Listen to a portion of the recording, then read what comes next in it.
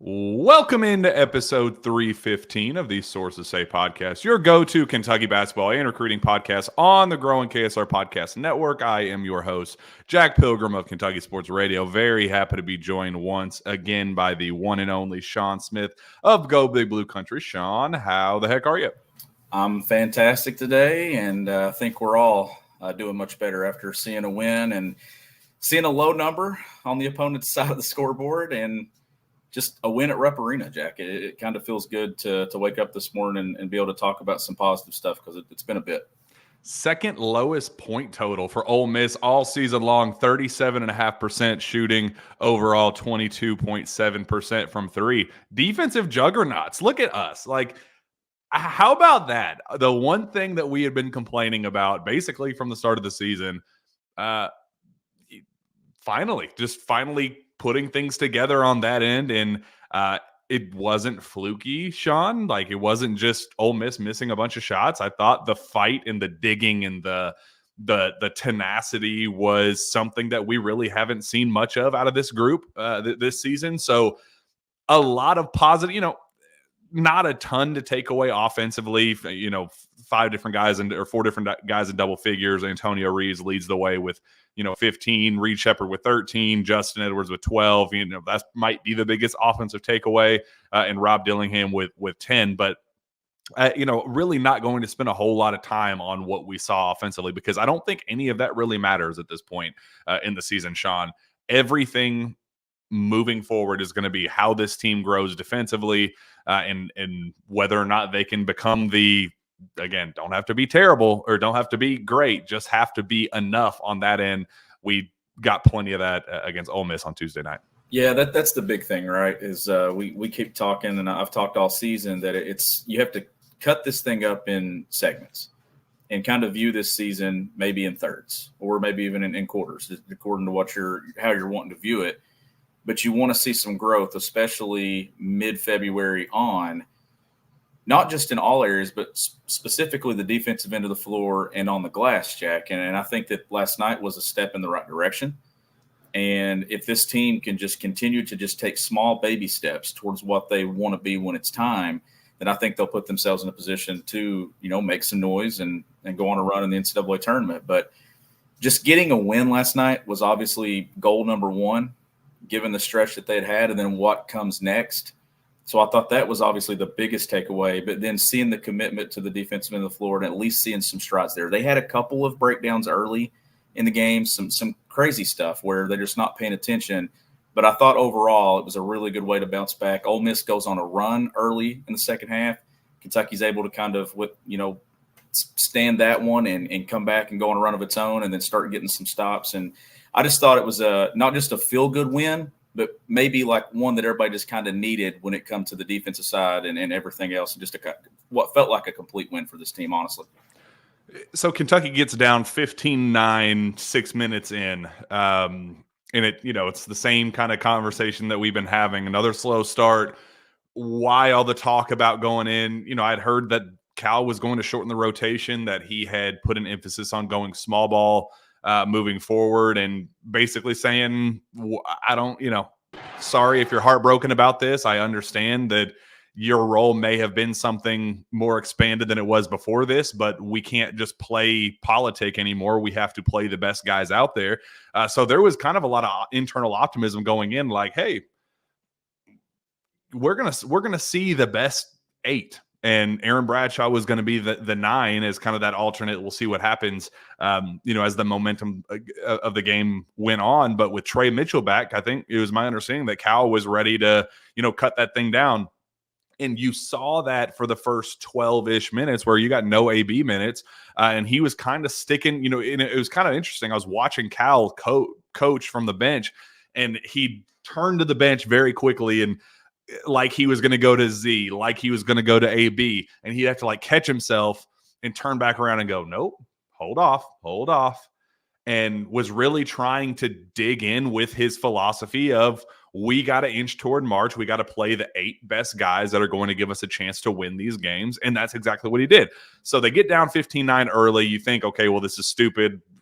Clearly this mindset was just a wash. And then they start digging just ever so slightly, possession by possession, and they start putting together a 25-6 finish to close out the first half to take a 14-point lead going into the break. So for my money, Sean, I think those last 10 minutes of the first half were the best defensive minutes we've seen from this team from all season long, Sean. I thought they were tremendous on that end and really started putting together strong possessions. And it was kind of fascinating talking to the players afterward.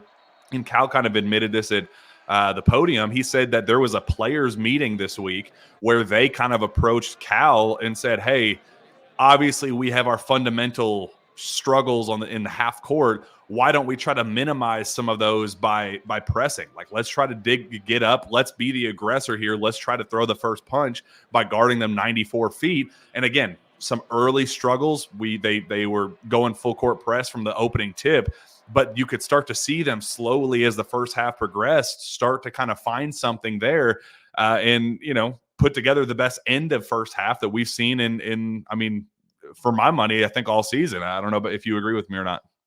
Yeah, for sure. And like when we're talking about taking strides defensively, it has to start somewhere. And I feel like this is a starting point. This is something that now you can build on and take it into Auburn this weekend and then try to keep carrying it on from there. But most of all, Jack, like when you look at the rotation and thing and you look at the minutes played, I mean, you still – Reed Sheppard played, most minutes at 32? Plays a ton of minutes there like that. I think that's actually encouraging because I know a lot of people and stuff, you look at where they're going. I think Reed is probably going to be one of the guys that plays the most minutes when it comes down to it in March in the NCAA tournament. But just the things that Kentucky did last night, they did some things well that they hadn't been doing well. And a lot of that is that run that you're talking about and stuff. So I think that closing and kind of regrouping, you had the bad start to the second half. That's got to get fixed. You got to start games better. You got to start halves better. Like if you can clean up those two areas last night, this is a much easier win than what it looks like. So that's got to get fixed. I don't know exactly if you're going to see the lineup changes and stuff out of the half, like whatever Cal goes with to start games. I don't know if you're going to see a different lineup start second half, but I do think that that's something that they have to get figured out here. And I think that's interesting that you said you're paying attention and he turns around and goes to put somebody in because he's got to break some habits here too. Because that is a habit. That's a habit of falling in a pattern of like, well, I'm gonna reach and go here. I'm gonna reach and go here.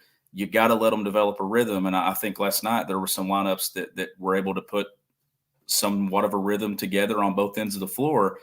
It's just the attention to details early, Jack, that I'm afraid of when you get into that tournament. You cannot get down 6, 7, 8 points early. If you have a bad stretch there and then you have another bad one to start the second half, you're digging and digging and digging for the entire game, and that's tough.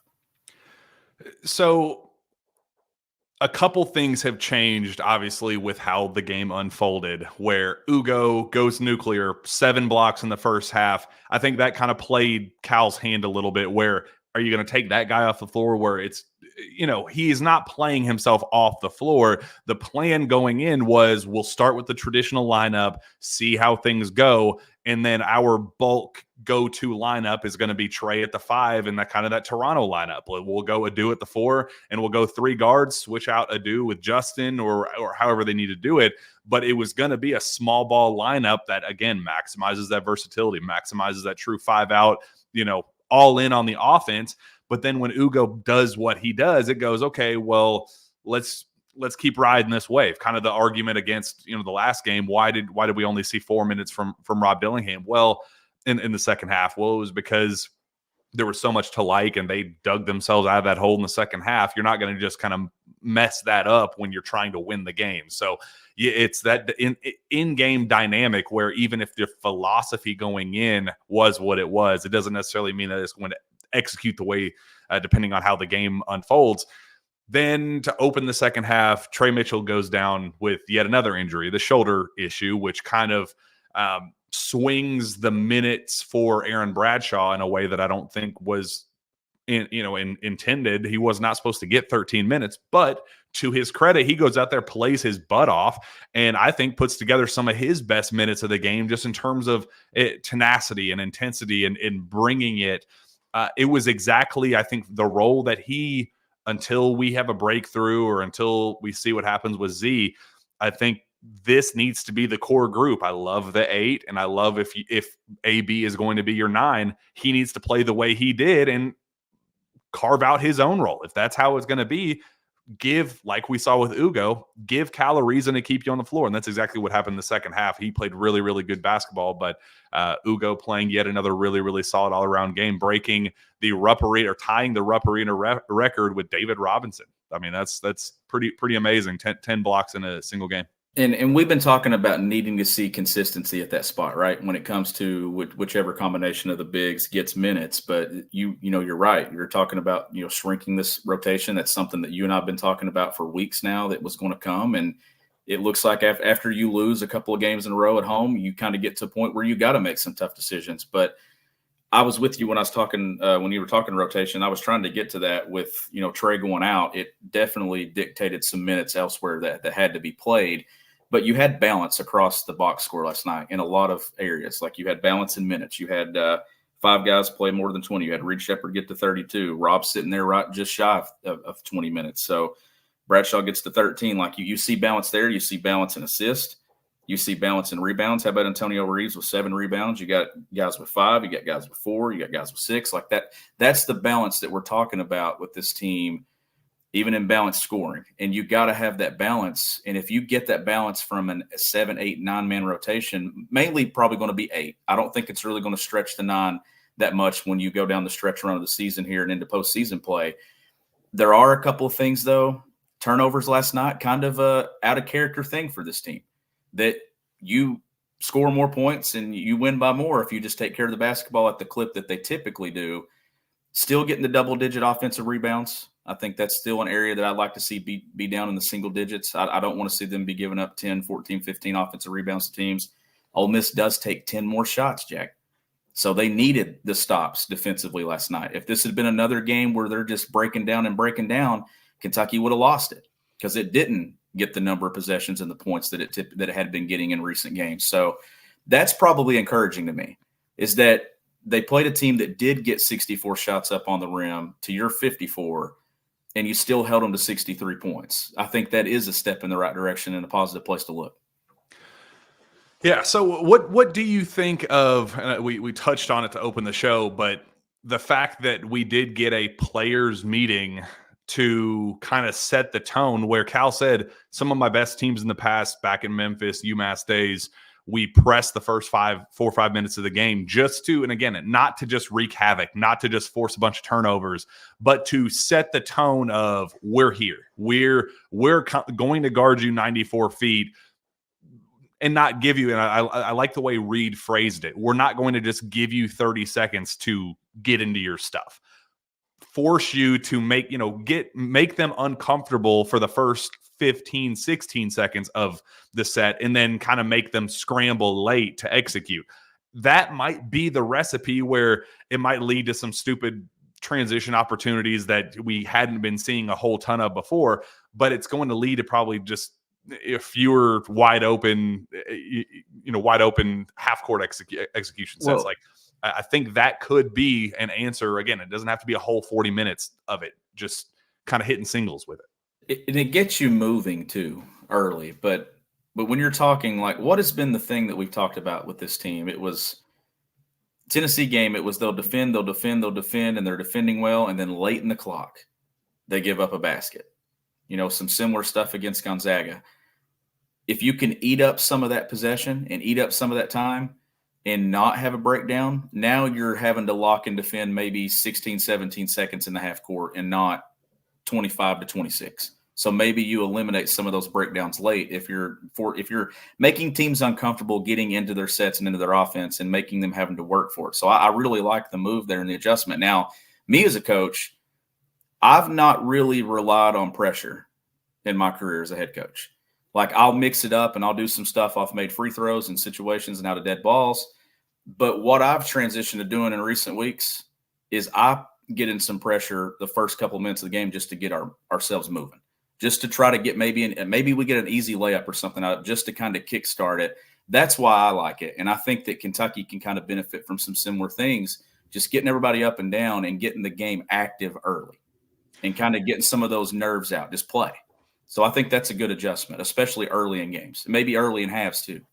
And tell me that didn't impact the way Justin Edwards played. Like, I thought he played his best first half, especially, and I still think overall he didn't do much in the second half, but still overall big picture, I thought it was one of the best games that he's had that wasn't just kind of gimme layups. I know he had the putback on the air ball, but big picture, I thought he played tremendous. And I think it was because he was so active defensively. And he did kind of, like you said, he was moving. He just kind of had somebody pointed out, like, he was sweating for the first time that they'd seen him play. And I know it sounds dumb and it sounds super surface level, but there is something to be said about, all right, I'm here. I'm not nervous. I'm playing ready to throw the first punch, not sitting back. Okay, well, when am I going to take that first punch? It's an accountability thing that I think we saw from this group, that for them to recognize that, for them to, as the players, to be able to go to Cal and say, hey, we're clearly struggling in this area. Clearly, we have a lot of work to do. We can't just keep taking these losses, these 95 to 92 losses. We have to figure out how to string together stops some way. Can we at least try this? I think we have the personnel to do this. We have the horses. If we're going to be in track meets, let's win real track meets by guard 94 feet. And so it was just a cool accountability thing for them to, even if it's not the perfect recipe for a 40-minute stretch, but for them to acknowledge that, hey, we got to make some steps forward. We have to make progress somewhere. This is at least a place to start. And it worked. They're not going to hold teams to, 63 points and 37% shooting for the rest of the season. But that's what we're talking about. When Cal says we just need to get 10% better defensively because everything else will kind of sort itself out, that's exactly what we're talking about. They got 10% better on Tuesday. Yeah, and you're right about, players talking and coming together and sitting in together and making a decision as a team. That is, to me, maturity. And that's a step in the right direction too, both on and off the court, because great teams talk, and great teams talk on the court. They talk off the court, and they make decisions. And as a coach, if you collectively have a group coming to you and even saying something, speaking up in meetings, speaking up in practices, you listen. Those are the guys that are going through the fire in the moment and on the floor. As coaches, we can sit here and think, okay, this is what we're best at, or this is what we need to do. But it shows trust. If you believe and say, okay, this is what you want, let's give this a shot, and I really hope you're right. Because that's what everybody – look, it's all on the same page. And if that gets Kentucky going, then that gets Kentucky going. And I think it's worth taking a chance. And, credit to Cal, credit to the staff for, letting those players have a voice and a say in what goes on and some decisions that are being made, because those are the guys that are going through it every single night. Those are the guys losing basketball games. Like, they're the ones that are out there that can dictate, change results and stuff. And if that's what it takes, Jack, that's what it takes. But I like it because it gets you started, but it also instantly applies some pressure to the other team as well and gets them moving. Now, some teams like the up-tempo early. That may feed into some teams, but at least you're not falling asleep in the first few minutes. You may make a mistake or two, and Kentucky had a couple, but at least you're getting moving and kind of dictating a pace and a flow of getting some blood flow. And I thought that was probably a really encouraging thing to see, and you'll probably see it moving forward. I love that it was one of 5 wrinkles that were talked about going in. Like, Cal never showed panic with this in the 3-game losing streak at home, and always said, we're built for March. We're not hitting the panic button. I believe in this team, like saying all the right things publicly. But there is a clear acknowledgement of what's going on right now is clearly not working. We have to adapt. We have to not waste this talent. Clearly, there are the dudes on this team to win a national championship. We can't just throw that in the garbage because the defense is so terrible. We have to make the most out of this roster, because I think there is that level of pressure of, we got to figure this thing out. You don't want to make this be the roster that everybody talks about forever. The how in the world did they have this many pieces and not make a run? How did we, like, if they couldn't get to that point? So for them to not just pressing, but also going into the game, Cal saying, we have installed a 2-3 zone. We're ready in case we need to. It obviously didn't need to come up against Ole Miss, but we saw it 2-3 games ago in baseline out of bounds. That was an adjustment. That was something that they needed to take steps forward with, and they did that.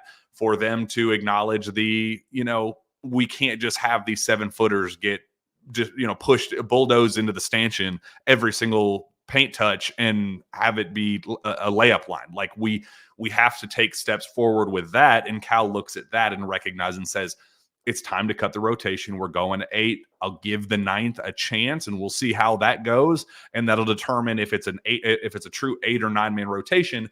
And even to take it a step forward, acknowledging and understanding that the best version of this team was the 5, the true 5 out with Trey at the 5. Him also acknowledging that and saying, we will go small. That's going to be our core as our break in case of emergency roster. So that's like 4 or 5 different wrinkles that Cal showed just going into this game in particular, saying we're going to do whatever it takes to start winning these games. We're not just going to watch things implode every single game without a clear answer.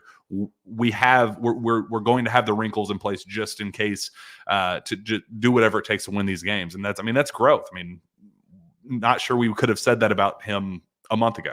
No, you couldn't have. And it is growth. And you don't want to waste the offense that you have. And sure, they score 75 points. They leave a lot on the table. And turnovers definitely impacted that. Look at the points that Ole Miss got off Kentucky's turnovers. Like, what does this game look like defensively if you don't turn it over the number of times that you did, and kind of give some opportunities there, then, some offensive rebounds and second chance points and things like that. But when you look at it overall, though, like there's still a couple of things that have to play out. And I do think that it's worth noting that was Kentucky's first game at full strength, where it had everyone available.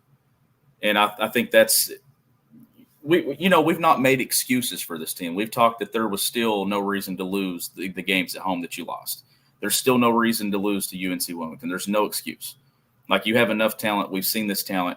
But I do think that maybe just cohesiveness, and maybe for John Calipari, kind of where he wants to go when he has all the options, that he's not kind of just forced to have to play somebody. It's like, all right, this is what I've got. Let's go here. Now, it's going to be interesting to watch as hopefully Trey gets healthy, that you kind of maybe settle in and see, do we get some more small ball 5 looks? What is the rotation look like when everybody's 100%? And back and ready to roll, and you have a couple of games under your belt. Do you still see Bradshaw playing double-digit minutes? Is Ugo still getting 20+? Like those things I'm still looking for. But Ugo does something that Cal absolutely loves, and that's block shots and adds rim protection. I think that not necessarily that Cal favors him, but he does the one thing well that John Calipari continues to say and has always said, my best teams have what? Shot blocking. And I think Cal is maybe willing to give up some other things to get that, but they do need somebody to kind of just put a hold on that spot and kind of to emerge. They don't have to be dominant. He's not going to block 10 shots every game, but they just need somebody in that role that cannot be pushed around, that isn't a liability every single trip down the floor defensively and in a pick and roll. Like, you've got to add value to being able to play those minutes. And I thought last night he did. And, Bradshaw comes in and does some nice things as well. Like, finding a balance there and then sticking with it and getting some consistency is probably the most important thing about Kentucky moving forward, is what happens on the interior and kind of who is the combination of what works and what's working best for the team. I think that's probably the biggest storyline entering the stretch run. Yeah. So Justin Edwards is the guy that I want to kind of dig in on a little bit, because he does kind of feel like an X factor of sorts, where he's the one guy that can kind of, when he is at his best, everything else is going to work well around him. But when he's a 0, that's where you start going, man, these are a lot of empty calorie minutes that do we have to go to Adu? Do we have to go 3 guards? Do we have, what is the answer there? So for him to step up the way he did in the first half and kind of set the tone early, he scored the first 6 points of the game, and they were like whoa boy points. I mean, the way he was scoring and getting after it, and knocking down that, he loves that couple dribble pull up, mid range. He's obsessed with that, and that that's his bread and butter. But it's also been like, hey, we got to work with the hands, finishing around the basket, being able to play through contact. And he finished an and one layup in transition, and it's just like, okay, if we can get him going, what does it mean for the rest of the team around him? So I would have loved to have seen more from him in the second half. We can't just have strong starts and then disappearing down the stretch of 8 minutes, 1 point, 1 assist, 1 foul, and that's it in the second half. Like, if you're going to be that dude, put it together for a true 2 halves. Like, put together a complete game. We got spurts of that, obviously, at Vanderbilt, and obviously the competition impacts that. But this was one where I thought he played his most complete half as a Wildcat against real competition in the first half, and then disappeared. That's something I'm keeping an eye on as well, going down to Auburn. That's going to be a tough matchup for him. I'm wanting to see his true break. We got a mini breakthrough against Vanderbilt because of the competition, but I want to see that true 40-minute play of like, whoa, there's the Justin Edwards we've been waiting for. We got it for 20 minutes. I was waiting for the second 20. Hopefully we get that down in Auburn. Yeah, and it doesn't have to be made shots, right? Like, it can be a combination of things. It can be hitting the glass. It can be getting some stops defensively, getting active in passing lanes, just making plays for your team that adds to winning plays. And for him early last night, and he showed some emotion too. Like, he had the spin move in the finish, and he showed some emotion. Like, you can tell, to me, Justin does not lack confidence when I look at Justin. Like, when I've watched him play in recent weeks, he takes shots. He did the too small. I think it was the Tennessee game, maybe. So things like that, like, clearly he still has confidence in himself, which I think is a really positive thing. And, credit to the staff or whatever for making sure that he's staying in a positive frame of mind here through all the struggles to prepare himself for not just the breakthrough that you mentioned at Vandy, but one that's more consistent, that's building on each breakthrough. You have many breakthroughs, and then you just continue taking them into positive games and stuff. So I am paying attention to him, Jack, because he hasn't been what we all thought he was going to be. And this is where expectations can really hurt you. Because if you don't live up to them, everybody, like Cal says it all the time, everybody's on a different, time frame here. Everybody's on a different timeline when it comes to their development. If he starts to break through down the stretch, it certainly takes this team to another level, especially on the defensive end of the floor, because when you're talking frame and the way he looks, he has the frame, to me, to be a good defender and to be one of Kentucky's best perimeter players that guards some difficult matchups if he can settle in and find it. I've mentioned Adu being that guy too. Like, you need multiple guys that can defend some long athletic wings in college basketball, especially in that tournament where it's win or go home. Keeping Justin in a positive frame of mind, Jack, I think at least sets him up to have some success. And maybe that breakthrough comes in Nashville at the SEC tournament. Maybe it comes through in a second-round do-or-die game in the NCAA tournament, kind of like it did for Hamidou Diallo. That was going to be the exact comparison that I thought of, because it does it not feel almost identical to the trajectory of Hami, where it's like Cal is not going to give up on this kid because it's clear. We've seen the little individual flashes where it's like, he's got it. Why can we just not see it in sustained stretches, prolonged stretches? And we got that moment with Hami, and it does kind of, we got it at Vandy, but it's different. Like, it's just something different that we'll all know when that moment comes for him. And he was trending toward that in the first half, but it is like, it does really feel like we're just recreating the Hami situation with the hype and with the expectations, the highlights, and you're like, oh my gosh, this kid's just this transcendent, ridiculous home run, and just not being able to put it together. What's that disconnect there? I hope that we have that kind of finish that Hami did. Obviously, the season didn't end the way it did, but he kind of was playing his best basketball by the end of the year. Obviously, had his breakout against Buffalo and all that. But I'm rooting for him, and I'm glad that we're at least getting stuff. We're seeing there it is, moments out of him that show that he's got it. And I think that's why Cal's continuing to play him as many minutes as he is. And I think it is kind of fascinating, Sean, that it was kind of a reverse of what we saw against Gonzaga, where it was Rob Dillingham playing really, really well, or Justin Edwards playing well in the first half of this one, Rob Dillingham going nuclear in the second half of this one, where Rob played 4 minutes against Gonzaga, and that was kind of a big storyline afterward. Rob kind of saved the day down the stretch where that you had already had the lead, but kind of held things strong. 8 points, 3 of 6 shooting, 2 of 3 from 3 after a terrible start with a bunch of bad turnovers that really limited this team from kind of taking off early. And then 4 assists, 3 rebounds, 0 turnovers after the break. I thought Rob was terrific, and just kind of a testament to, again, that's why Cal continues to give these guys shots and believing in them to not just throw them away after a bad initial stretch, or, kind of ride them out a little bit in the second half after a, hot start. Yeah, this backcourt of DJ, Rob, Reed, and Antonio, struggles are short-lived. And that's probably the way that you have to kind of, look at it from a coaching perspective, and just from a fan perspective, is Rob could struggle for a half, but then absolutely explode the next. Reed can have 2 or 3 possessions where he breaks down, but then he's going to do something probably immediately following the breakdown, and then he may follow that up with something even better than what he just did. Like, it's just the ability to bounce back in the backcourt is what gives me confidence in this team winning games in the NCAA tournament, even though that they've struggled. Now, you mentioned Justin and you mentioned Vandy.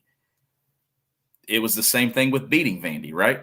Like, it was a feel-good win. It was a win that gets you at least back in the win column following a couple of losses, but it doesn't really make you believe anything different about the team moving forward.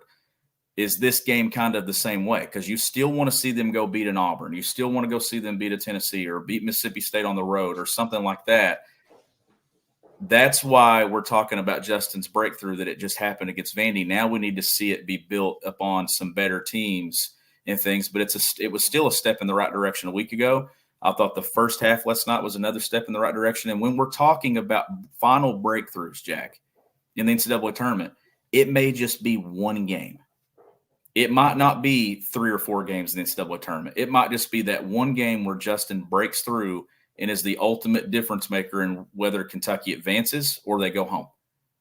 Hami was kind of that guy. And obviously Shea Alexander played out of his mind too.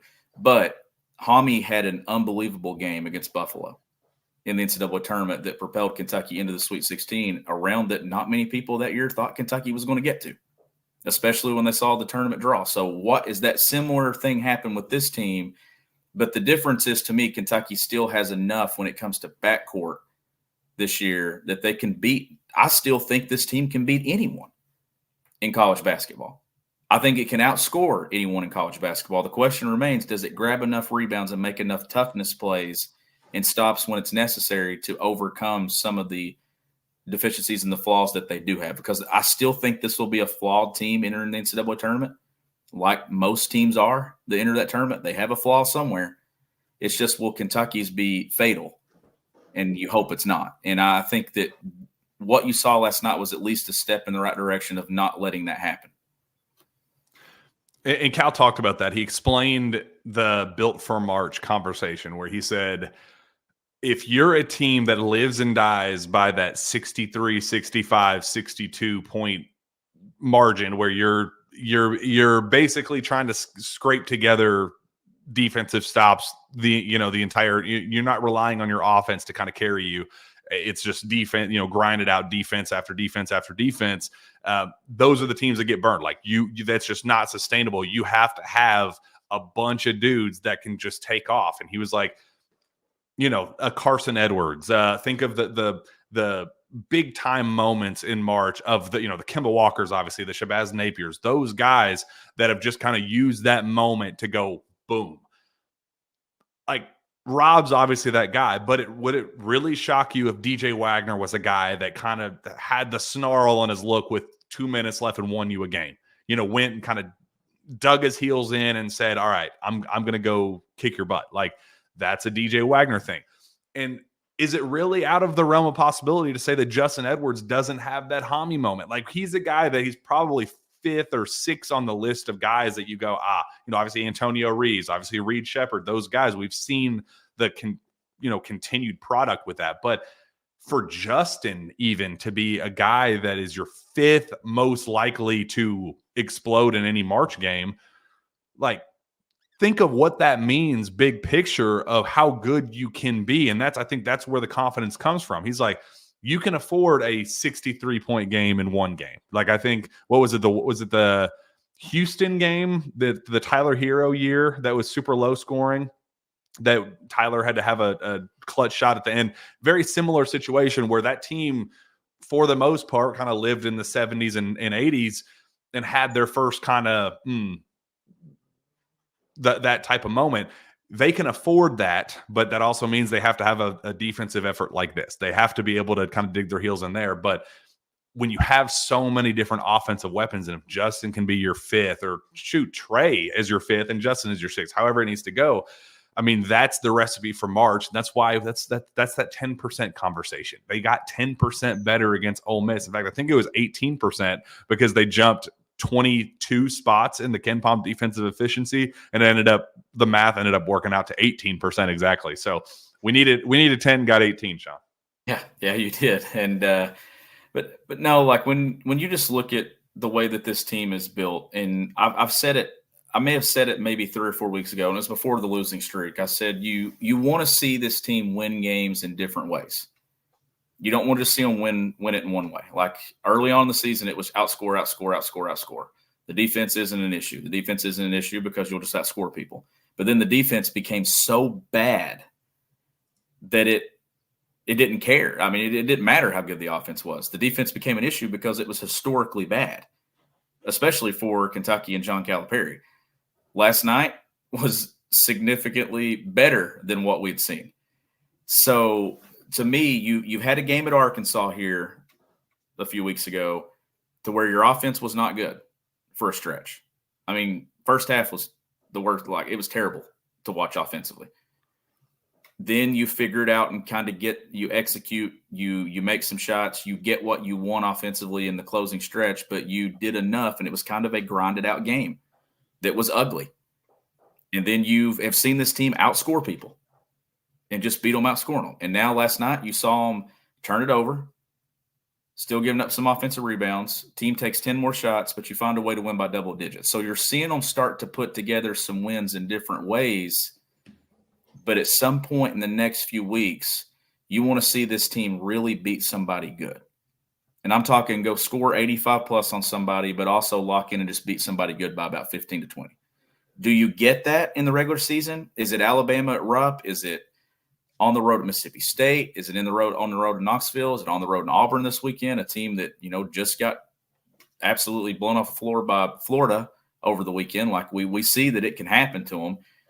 Does it happen in Nashville at the SEC tournament? But Kentucky's going to put it together, even if it's just for one game on both ends of the floor, that's going to give everybody hope of what it can look like. And it's just, what do they take out of it? But you have to see it, though. You want to see them win some games in different ways, Jack, and I think you're actually seeing it. And I'm still hopeful that this team has a run in them. I believe you're going to see their best basketball collectively at some point in the closing stretch here. But right now, it's the 10% that you're talking about. And it's 10%, and it comes in different ways. Like that percentage is fed and kind of figured out from different areas of the game to make up that 10%. But you want to continue getting 10%. You want to add a little bit here. You want to add a little bit there. And then by the time you take the floor after Selection Sunday, you want to kind of know who you are, and one, that you can win games in different ways, but you also know that you're the best version of yourself in all areas. And I think that this team still has a chance to get there. And now that it's healthy, hopefully, but you finally get it, and then you lose it again. Like that is frustrating. And I do think that the inconsistency of lineups and people available, I think it doesn't just hurt the team. I really think it hurts Cal, because he's not really had an opportunity to kind of just settle in and say, I'm going here tonight and I'm going here the next game. Credit to him for at least trying to figure it out this week. And we'll see what happens with Trey, obviously, and where they go rotation-wise. But when you're trying to settle in on a rotation, These are the speed bumps and the roadblocks that hit you that really are disruptive, and Kentucky's had it all year. Yeah, and go figure. Chris Beard after the game, obviously we know their history together at Texas, and goes to the podium and says, "I think he's one of the best players in college basketball." Right after he goes down with the shoulder injury, and we are understanding the value that he brings to the table and how crucial he is to this team's run. And we lose him again. We'll see for how long, and then it's like pouring salt in the wound. It's like, come on, man. Like, yeah, we understand how freaking good he is. Now we may be out again. We had a game last night, so I didn't get to watch live the first half, but I've gone back and obviously watched the full game, as I always do. But I literally walk in my house and turn it on, and the first thing I see is, and I said, "You have got to be kidding me!" Like, there is no way that that's the first thing that I walk in my house to and turn my TV on is Trey Mitchell holding his shoulder, walking off to the bench, and I'm like, "This, they just can't catch a break." And I do think that we maybe overlook it a little too much of just how disruptive it can be when you just take one guy out of the mix. And this is coming back and giving the staff a little bit of grace here, because it's been somebody every game.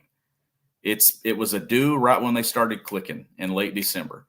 And then you go and you lose DJ. And then you get Rob and Justin out at a game or so. And I know we've talked about Justin playing less, but still, it's a body that you're used to running in the rotation, and now you're having to give those minutes somewhere else when maybe it might be better for some guys to play more minutes, but it forces your hand to do it sometimes, and I think it's difficult to find a rhythm as a coach. So getting healthy to me is priority one. Staying healthy, and then finding what the rotation looks like when you have all your guys available, and I thought I saw a commitment to finding it last night. And that's a massive step in the right direction for this team and for John Calipari with this group too. And I thought the bench was active. I thought the assistants were active. And I think it was a great thing. Like, there's pressure right now.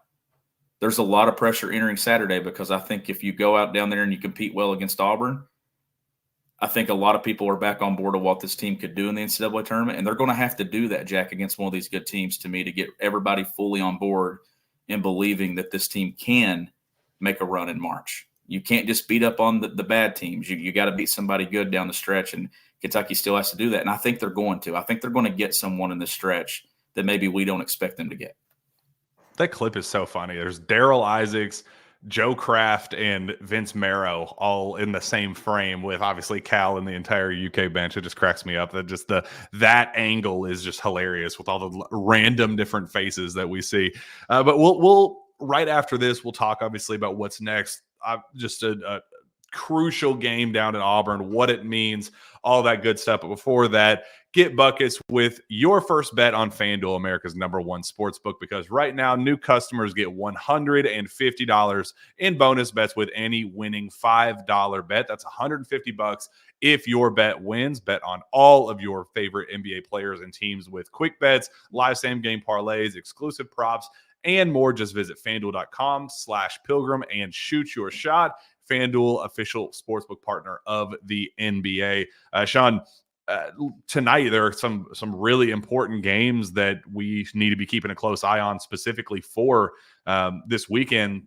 The big one, South Carolina at Auburn.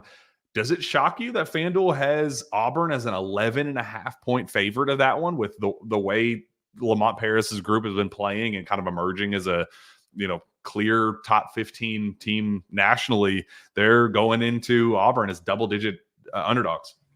Ooh, no, the way Lamont Paris, and the thing is with South Carolina too, like, they've had an edge about them that even with the record they have and the teams that they've beaten and where they stand, I still feel like that they still have to prove themselves to everyone.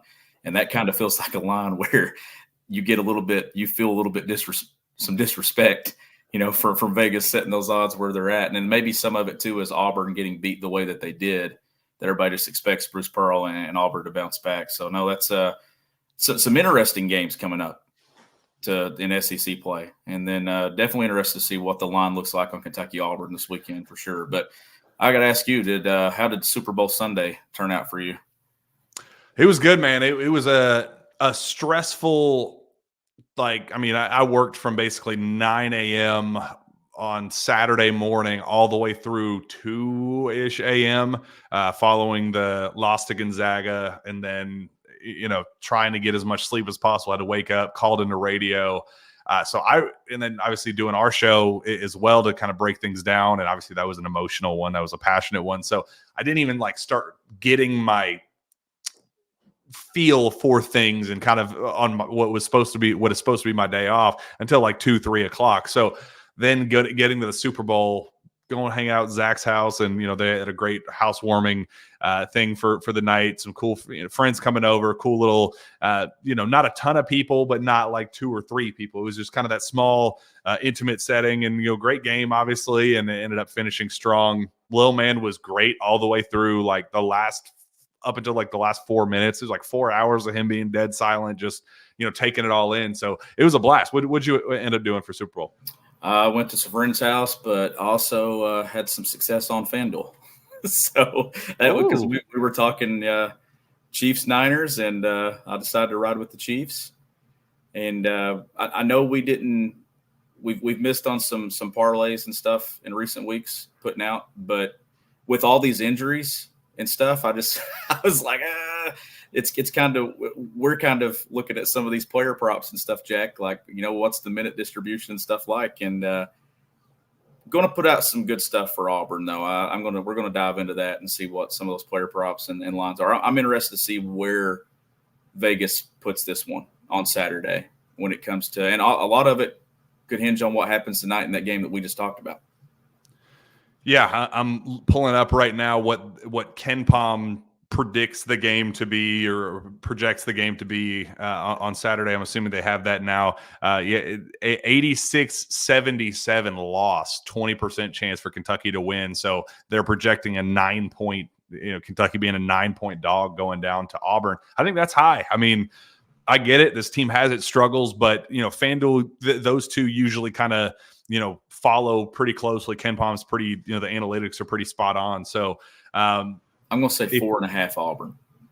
If you believe in the Cats, this could be a really good FanDuel opportunity for you. Let's just put it that way. And you wanted to see the way they responded against Ole Miss, and you start kind of just taking those baby steps forward. So if you are starting to buy back in, you're kind of buying on them low, because the analytics and all that will reflect that, where the defensive numbers are still 104 nationally or whatever. So there can be some good value there. We're going to keep a close eye on that. Very excited for that. Again, we got to finish this first and foremost. 21 and older and present in Kentucky. First online real money wager only. $10 first deposit required.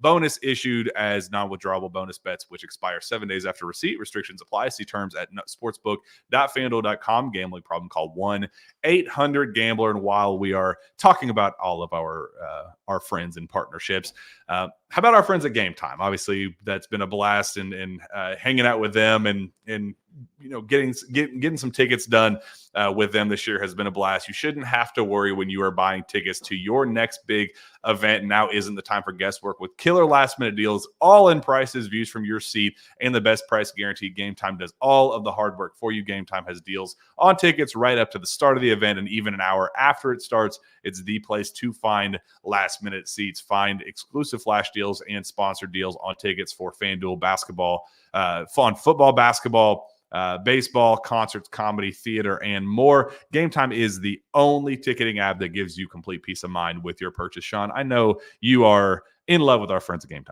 Absolutely. Kentucky may let you down at times, but Gametime will not. So trust Gametime. And if Auburn is one of my favorite trips in the SEC. You and I have been to Auburn together. We've covered some wild moments and stuff there. I was there the year that Tyler Hero and them won in the regular season. I actually, according to my Facebook memories, I believe it was 6 years ago today, I decided to drive all the way to Auburn and then drive back at midnight and got in at 6:30 in the morning. I don't recommend that. But what I'm recommending is to get on the Gametime app if you want to make that trip and you want to pull the Cats through. That's a fun arena to watch a college basketball game. There's not a bad seat in it. And you can see your view from all seats. So if you're thinking about making the trip to the Plains, use Gametime to get in the building, because Kentucky's going to need all the help it can get. Give me your what do you think is the cheapest seat in the house right now for standing room only at Auburn? What do you think that is with our friends at Game Time? Again, this is a bargain. This is a bargain. If you go to all the other Ticketmaster and all that, or you will see with the fees and all that stuff sky high. So this is the best value you'll be able to get. What do you think that price is? Standing room only is actually right behind the media section, because I remember having people basically right on my shoulder watching the stat broadcast. They're like checking stats. That's how close they were to me. So I'm going to say $470. Almost nailed it. $431 right now. That's the value. I mean, that's how big this game is for them. That is the importance of this for them, that it's been sold out for a long time. I remember Bruce Pearl kind of started conference play by saying, we're having their live, cancer awareness and raising money for that by selling t-shirts. They chose that night specifically to piss Coach Cal off. I guess to not piss Coach Cal off, because he knows that, Cal always loves his t-shirt nights and, confetti nights and this and that. He was like, well, if I didn't do it for Kentucky, obviously Cal would have been on my butt about it. So they specifically chose that to not piss Cal off, but it's for a reason. It's because that game is so huge and the numbers are very clearly reflecting that, even if it is the cheapest that you will find with our friends at Game Time, Shawn. Yeah. And that right there shows you that it doesn't matter where Kentucky's at in the polls, 22, number one, or what. Like, Auburn fans know that's a big game, and that is one of the loudest venues that you'll experience in the SEC, because it's not big. Everybody's right on top of you. The student section wraps entirely around the court from behind basket to behind basket. Fun environment, great view. Make the trip to the Plains, pull Kentucky through, because, boy, if you can go get a win there, Jack, in that environment this weekend, you're really feeling good about where Kentucky may be trending, given what they had been doing a week ago and a few days ago. Best bargain, best bang for your buck. Section A, row 5, $5,700 a ticket for their Super Bowl. Like these are. It sounds dumb because it's Super Bowl. The ticket prices for the Super Bowl were what they were, but they make fun of it for it being the Super Bowl. But look at these prices. Like, it's their Super Bowl financially. Like, we can see with our own two eyes how much they value this game. So, man, it's gonna be a blast. Make sure you use our friends at Game Time. Game Time guarantee means you'll always get the best price. If you find tickets in the same section and row for less, Game Time will credit you 110% of the difference. Take the guesswork out of buying tickets with Game Time. Download the Game Time app, create an account, and use code KSR for $20 off your first purchase. Terms apply. Again, create an account, redeem code KSR for $20 off. Download Game Time today. Last minute tickets, lowest price guaranteed. And just forget that I brought up a competitor's name and that just act like that never happened. Anyway, Shawn, what do you need to see from the Cats down at Auburn other than the obvious, a win? Because I know that was kind of our what do we need to see against Ole Miss on Tuesday was a win. But now that we feel a little bit better about where things stand coming out of the Ole Miss game, what do you need to see specifically down at Auburn? Desperation. You got to be the more desperate team in this one, because that environment is going to be overwhelming. You're going to be thrown into something that, I mean, I know they've been in some environments, but this one's going to go up. It's going to go up a notch when it comes to intensity. And I think Kentucky has to match it.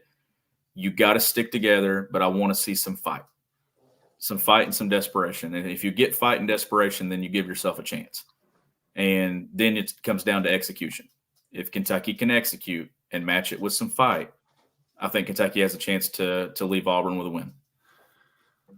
Auburn is scoring 82 points a game and giving up 67 a game. Top 60 defensively, top 25 offensively. That's a recipe. The number 11 in scoring margin nationally. The metrics love. Like the metrics love Auburn, but you've also seen Auburn at times not live up to the numbers. So this is a week for them here coming up where I'm interested to see where they are on Sunday. We talk a lot about Kentucky and what they are at the end of every week. I want to see what Auburn is on Sunday when we sit down and do a recap, because that's going to be probably one of the bigger storylines. And look, this is an opportunity too. You're sitting right now playing on Thursday in the SEC tournament. If you want to change that, it starts 1 tonight with the game against South Carolina. You don't know what happens there, but if you can just take care of business and get a win yourself, you at least bring back the conversation of getting the double bye and playing on Friday. So that's also in play. It's been a long time. I don't. When is the last time was it that Kentucky played? Was it the COVID year? Did they play? I don't remember what it was before it got canceled. No, the next year. When they played Mississippi State, did they play? It was Thursday that year, right? Yep. Okay. So that's the only one that before that, I don't remember. Even the NIT team in 2013 lost on Friday night to Vandy. So you got to dig probably to find it. The team that 2014 that went to the title game, they started their run on Friday night. So it's been a bit. Obviously, that season was weird, but try to get out of Thursday, get to Friday, because I want to see them make a run. I think this year it's important to win the SEC tournament because it's something you haven't done in a while. And I'd like to see this team do it. But, look, they're right there, 4 losses, them in Florida. Tennessee losing some games, Auburn with 3. What does this look like at the end of the week? There's some shuffling going on here. You get Alabama at Rupp. South Carolina still in its position on a 7-game. Is that accurate with everything, as of late? Should be. Yeah. So, that's a South Carolina team winning 7 straight as a dog, Jack. So, you tell me if they're being undervalued and overlooked. That number kind of just blows my mind, being totally honest. They have not lost a game since January 16th. And that was a 5-point loss against Georgia. They're rolling, and that 11.5 with FanDuel, that's something to keep a close eye on. But what a huge game. What a huge thing. We'll be down there. Steven and I leave Friday morning to get down to Auburn because we're going to get down there early enough for game day Saturday morning. It's going to be the first 2-hour special of game day. So again, we talk about, it's not a Super Bowl. Kentucky just thinks too highly of themselves. Yeah, okay. They're literally pushing all their chips in on this game. So more pressure on them than us right now, I will say. I think that's kind of an underrated thing, that Auburn is kind of the SEC darling right now. Teams are falling in love with them. As Sean said, the analytics back that up. So it'd be nice to go get a little roadkill down there, Sean. I think that's something that would, as you said, would be absolutely huge in this team's efforts to get back to Friday in SEC tournament, and again, baby steps, 10% better. It's a lot of coach speak right now, but it's kind of where things stand big picture. Just gotta get 10% better every time and get this thing right. We're inching closer, but still far away from what the end goal is going to be. Yep. You'll be at Auburn and I'll be at Western Kentucky to watch them play New Mexico State on Saturday afternoon. I'll be on a visit with one of our guys. So I'm going to be taking in a different college environment, but you best believe I'll be tuned in to Kentucky and Auburn and watching it multiple times, as I always do, Jack, and ready to talk about it and break it down. And good opportunity. It's a good opportunity for Kentucky, and it's an opportunity that you want to take advantage of. Absolutely. We are excited for it. It's going to be a blast. It's going to be a fun weekend. Hopefully we don't have the same emotional Sunday that we did this past Sunday. I did not enjoy this last Sunday before Super Bowl. It was a very, very trying day for me. So let's right the ship. Let's get back to where we need to be and build some momentum. I feel it.